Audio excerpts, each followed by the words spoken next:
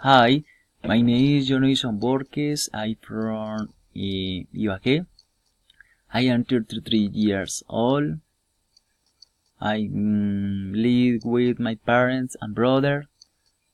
My profession is courier in the company Servientrega. I am studying industrial engineering. My favorite TV show is The Simpsons.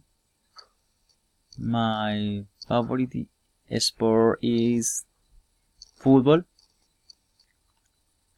And go to describe my family. We are 4 people. My mother is Mariela, is 52 years old, is housewife, and his skin brunette, and his beautiful black long curly hair. He is a short.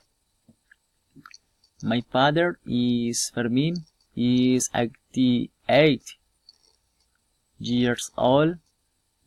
Is short. His skin brunette. He works in the merchant. My brother is Brian. He is 55 years old. He's tall.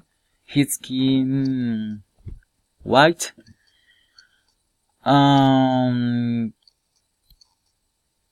Has curly hair. He works in the security. Thank you.